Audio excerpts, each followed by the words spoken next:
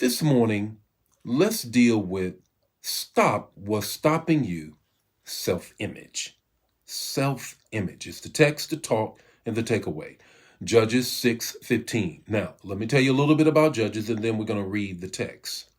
Judges is the book in which you can see leadership at its best. Judges is the book in which God raises up individuals for particular things to get things done. We don't have the prophets. We don't have kings yet. Judges are the ones who are running the show.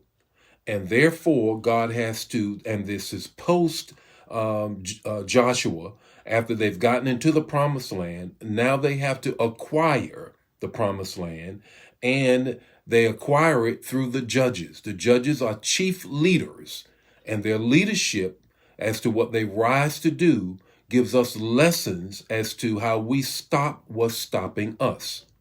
This particular text is about Gideon, and let's see what's going on with Gideon and what keeps stopping Gideon. Judges 6:15. Let's read it. Please, my Lord, how can I save Israel? Notice the question. Behold, now listen to what's stopping him. Behold, my clan, the community around me, is the weakest in Manasseh, the tribe that I'm in, the people that I'm connected to. They're the weakest in Manasseh. Listen to what else he says. And I am the least in my father's house.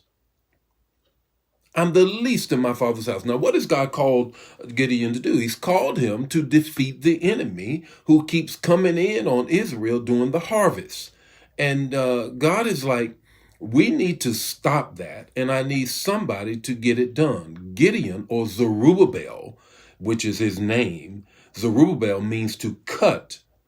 Notice what he sees of himself. Three things I need you to grab a hold of that many times when we look through the lens of Gideon, we can see our own lives in 2020 vision, because there are many times what stops us are the same things that stop Gideon. Family image, that's the first thing.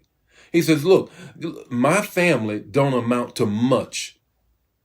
Many times what stops us is the image of what the family, the brokenness that we came out of, the situation that we came out, may still be dealing with. Yes, there was abuse. Yes, there were situations. Yes, you all were poor. Yes, all of those things. But that family tie cannot be the tie that prevents you and ties you down from accomplishing what God has called you to. Gideon had an issue with that. He says, my family is the least of all of these. Here's the second thing. His physical image did not see himself of having great prowess or great ability to go to war. He didn't see himself that way.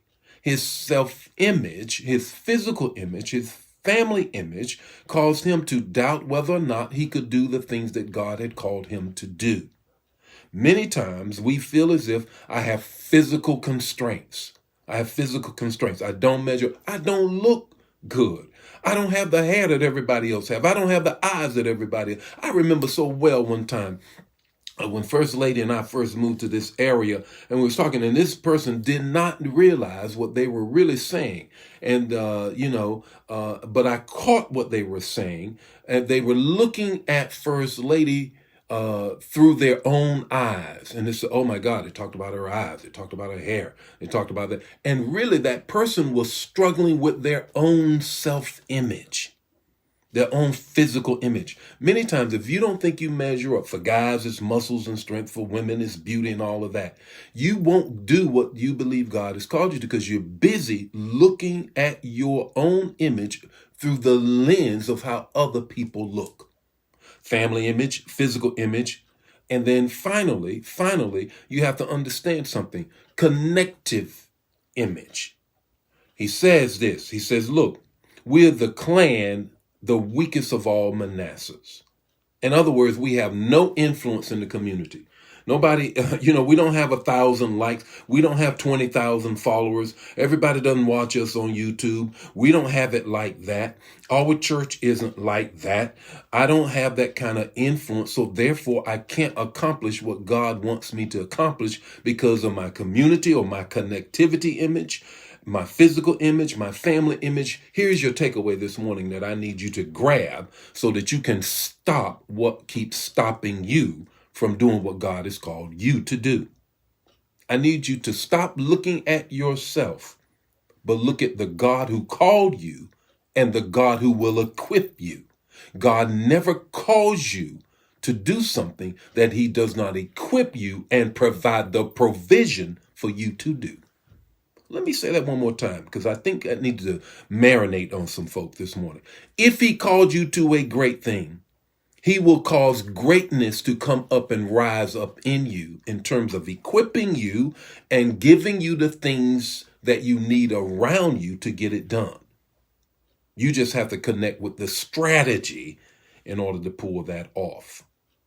Stop what's stopping you with respect to how you see your family life, the family you came out of, your physicalness, and the connectivity of who you are connected with. The Lord be with you today. May his face shine upon you and give you peace. Come on, let's go out. Let's stop what keeps stopping you from accomplishing what God has called you to do. Share the manna. Don't keep it to yourself. Don't be greedy. Make sure somebody else gets it. Bless somebody else. And put it in the chat area as well. Talk with you later. See you in the morning. God bless you. Bye now.